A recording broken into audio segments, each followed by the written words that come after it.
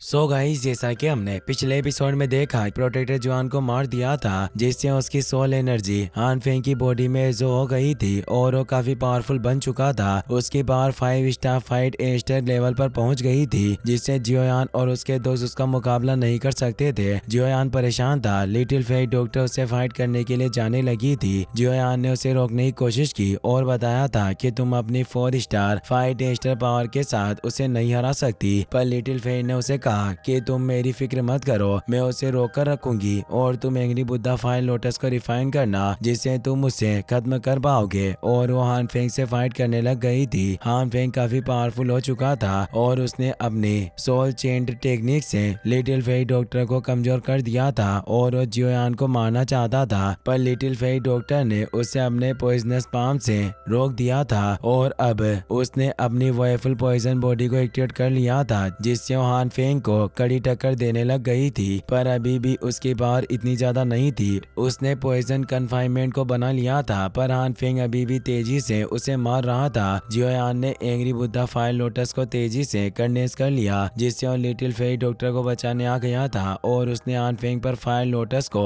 छोड़ दिया था जिसकी वजह से एक तेज धमाका हुआ। उस एनर्जी से मोयन फ्लेम वैली के सभी ऑर्डिनरी पेटिशनर मारे गए थे, पर हान फेंग अभी भी जिंदा था। लिटिल फेई डॉक्टर ने उसे अपनी ब्लड डेओ टेक्निक से खत्म कर दिया था। फिर अब हम देखते हैं कि ओल्ड बेन और युआन हान फेंग को मरा हुआ देखकर काफी हैरान होते हैं क्योंकि जियोयान ने अपनी पावर से एक 5 स्टार फाइट एंस्टर को मार दिया था। मो तियानजिंग और बाकी सभी भी काफी हैरान थे। जियोयान हान फेंग की डेड बॉडी के पास आता है क्योंकि जियोयान जानता था कि हान फेंग की स्पिरिचुअल बॉडी अभी भी जिंदा होगी। जियोयान कहता है कि सीनियर लोग काफी ज्यादा जल्दी अपना प्लान बनाते हैं। हान फेंग, तुम मुझे धोखा देने की सोच रहे हो, इसीलिए तुमने अपनी बॉडी में सिर्फ थोड़ी सी स्पिरिचुअल स्टेन छोड़ी और अपनी सोल को दूसरी जगह छिपा लिया। अगर मेरी स्पिरिचुअल स्टेन इतनी ज्यादा स्ट्रॉन्ग नहीं होती तो मैं कभी भी पता नहीं लगा पाता कि तुमने अपनी स्पिरिचुअल बॉडी को कहाँ छिपाया हुआ है और तुम बचकर निकलने में कामयाब हो जाते, पर अब तुम मुझसे नहीं बच सकते। मैंने तुम्हारे लिए काफी सारी चीजें तैयार करके रखी है जिनका तुम्हें आंसर देना होगा। और वो अपनी पाम पावर से स्टोन में छिपी हुई हान फेंग की स्पिरिचुअल बॉडी को जबरदस्ती खींचकर बाहर निकाल लेता है और उसकी गर्दन को पकड़ लेता है। हान फेंग बचकर भाग नहीं सकता था, इसीलिए जियोयान से कहता है कि तुम मेरे जूनियर हो और तुम मेरे मास्टर के स्टूडेंट हो, इसीलिए मैं तुमसे भीख मांगता हूँ कि मेरी जान बख्श दो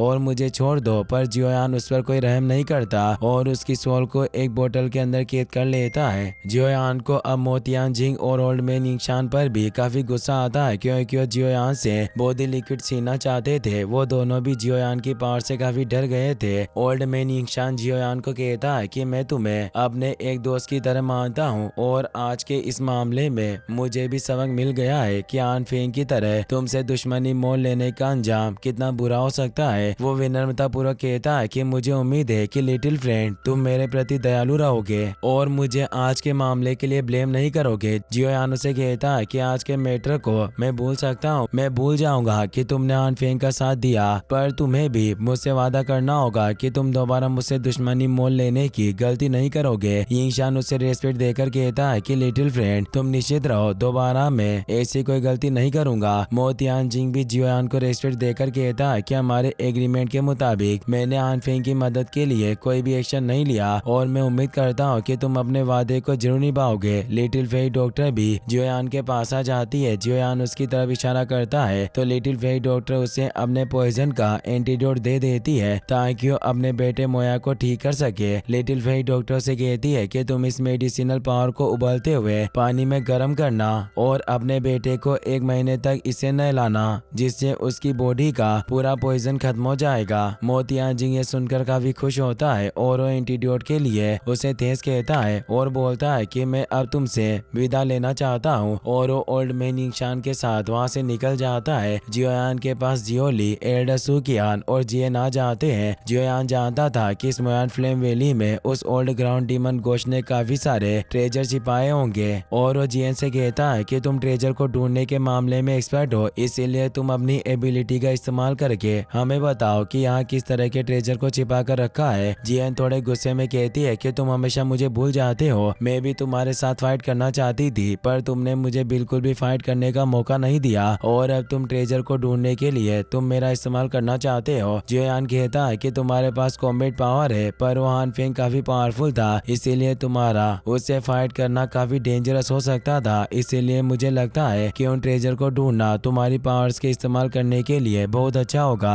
जियन उसे कहती है कि मैं तुम्हारी बातें समझती हूँ, इसीलिए मैं तुम्हें इस बार छोड़ रही हूँ। जियोयान सोचता है कि मैं हमेशा इस बात को लेकर उत्सुक रहता हूँ कि जियन अपने ट्रेजर को ढूंढने के टैलेंट का इस्तेमाल कैसे करती है। आज मैं इसकी पावर को खुद अपनी आंखों से देख पाऊंगा। एल्डर सुकियान भी सोचने लगते हैं कि एकेडमी से हमेशा मेडिसिनल इंग्रेडिएंट गायब हो जाते थे, पर आज मुझे पूरी कहानी पता चल गई कि जियन उन इंग्रेडिएंट्स को अपनी एबिलिटी से चुरा लेती थी। पर आज मुझे इसके ट्रेजर को ढूंढने की एबिलिटी का पता चल जाएगा, जिससे मैं अपने ट्रेजर को और ज्यादा सुरक्षित रख पाऊंगा। जियन ध्यान लगाने लगती है, जिससे उन सभी को लगता है कि वो अपनी किसी खास टेक्निक को एक्टिवेट करेगी, पर वो ट्रेजर की स्मेल को सूंघकर ही बता देती है कि ट्रेजर किस तरफ है। जियोयान और एल्डर सुकियान इससे काफी हैरान होते हैं। एल्डर सुकियान उसे कहते हैं कि तुमने अपनी किसी टेक्निक का भी इस्तेमाल नहीं किया। जियन कहती है कि आप किस टेक्निक की बात कर रहे हो, और उसे अपने पीछे आने को कहती है। लिटिल फेरी डॉक्टर जियोयान और एल्डर सुकियान को परेशान देखकर हंसने लग जाती है। जियन अब उन्हें उस ट्रेजर हॉल में ले आती है जहाँ मोयन फ्लेम वैली के सभी ट्रेजर को छिपाकर रखा गया था। जियोयान उन सभी ट्रेजर को देखकर सोचता है कि जियन ने वास्तव में ट्रेजर को काफी आसानी से ढूंढ लिया, और इस लड़की के ट्रेजर को फाइंड करने का मेथड भी काफी अमेजिंग है। उन्हें उस ट्रेजर हॉल में एक स्पेस बैरियर भी दिखाई देता है। वो तीनों उसके पास आते हैं। एल्डर सुकियान बताते हैं कि इस स्पेस बैरियर में ओल्ड ग्राउंड डीमन घोस्ट की स्पेशल पावर मौजूद है, और जरूर उसने ही इस स्पेस बैरियर को अपने प्रीशियस ट्रेजर को प्रोटेक्ट करने के लिए लगाया होगा।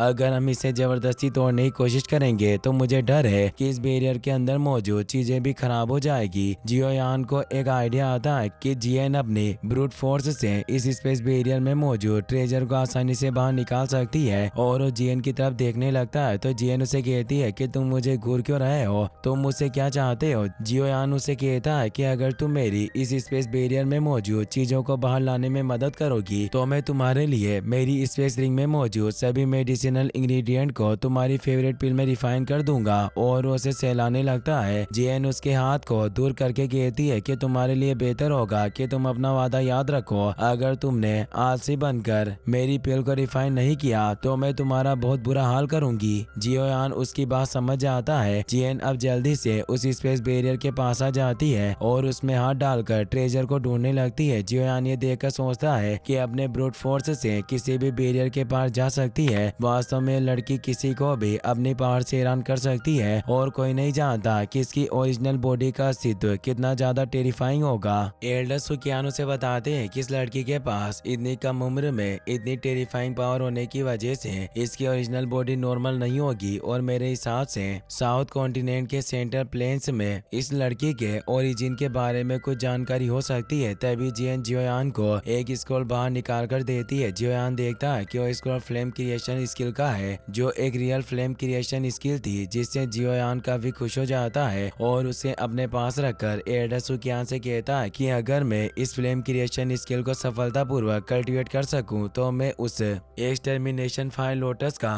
कितनी भी बार इस्तेमाल कर सकता हूं, और उस लोटस के इस्तेमाल की फिर कोई भी सीमा नहीं होगी। तभी जियन उसे एक और वुड स्क्रॉल निकाल कर देती है। जियोयान जब उसे पढ़ता है तो उसे पता चलता है कि उस स्क्रॉल में स्काई डिमन पपेट मेथड है। ये सुनकर एल्डर सुकियान भी हैरान होते हैं और कहते हैं कि पपेट टेक्निक तुम्हारे लिए काफी सुटेबल होगी, क्योंकि एक पपेट की वजह से तुम सेंट्रल प्लेन की यात्रा में काफी सुरक्षित रह सकते हो। इसीलिए तुम्हें सेंट्रल प्लेन्स की तरफ निकलने से पहले पपेट को रिफाइन करना होगा। जियोयान कहता है कि इस स्किल से पपेट को बनाने के लिए मुझे एक लाश, एक सोल और एक हेवनली फ्लेम की जरूरत है, और ये तीनों चीजें मेरे पास मौजूद है। पर अभी भी एक पपेट को रिफाइन करने के लिए मुझे एक हाई लेवल के मॉन्स्टर कोर की जरूरत होगी, जिसका मिलना काफी ज्यादा डिफिकल्ट होगा। तभी जियन उस स्पेस बैरियर में से एक मॉन्स्टर कोर को बाहर निकालती है और जियोयान को बताती है कि ये रैंक 7 का फायर एट्रीब्यूट वाला मॉन्स्टर कोर है, जो तुम्हारे इस पपेट को रिफाइन करने के लिए परफेक्ट होगा। अब हम रात का सीन देखते हैं। वो सभी अब वापस जियानान एकेडमी में लौट आए थे। जियोयान अपने कमरे में बैठकर अपनी एनर्जी और स्पिरिचुअल पावर रिकवरी एसेंस को रिफाइन करके तियानो की रिंग में डालता है, जिससे उस रिंग में से तेज एनर्जी ग्लो करने लगती है। तियानो नींद से जाग गए थे। वो जियोयान से कहते हैं कि वास्तव में तुम काफी काफी अच्छे हो, तुमने मेरी स्पिरिचुअल पावर को बढ़ाकर मुझ पर बहुत बड़ा एहसान किया। तो जियोयान कहता है कि सीनियर, आपको मुझे तेज की कोई जरूरत नहीं है। अगर आपने उस वक्त उस स्फीयर से सोल को पकड़ने के लिए कोई एक्शन नहीं लिया होता तो मुझे डर है कि मैं उस स्फीयर से बॉडी का सामना नहीं कर पाता। तियानुओ कहते हैं कि मैंने उस स्फीयर सोल को अपने फायदे के लिए एजो किया था, क्योंकि मैं उस स्फीयर से सोल से उसकी स्पिरिचुअल पावर को छीन सकता था, इसीलिए उसका तुमसे कोई लेना देना नहीं है। और मैं बूढ़ा आदमी उस तरह का इंसान नहीं हूँ जो जूनियर की मदद की सराहना नहीं कर सकता। जियोयान उन्हें रेस्पेक्ट देकर कहता है कि अगर ऐसी बात है तो मैं आपकी बातों को विनम्रता पूर्वक स्वीकार करूंगा। तभी जियोली काफी घबराया हुआ वहां आता है और जियोयान से कहता है कि जल्दी से लिटिल फेई डॉक्टर के पास जाओ, उसके साथ कुछ बुरा हो रहा है। जियोयान काफी डर जाता है। वहीं हम लिटिल फेई डॉक्टर को देखते हैं जिसके अंदर से काफी तेज पॉइजन निकलने लग गया था जो पूरे जियानान एकेडमी में फैल रहा था और लिटिल फेई डॉक्टर को भी काफी पेन हो रहा था क्योंकि उसकी वॉयफुल पॉइजन बॉडी एरप्ट होने लग गई थी। इसी के साथ ये एपिसोड यहीं पर खत्म हो जाता है। गाइस, अगर आपको वीडियो पसंद आया हो तो इस वीडियो को लाइक करने के साथ साथ चैनल को सब्सक्राइब जरूर कर लेना। मिलते हैं नेक्स्ट वीडियो में। Thanks for watching.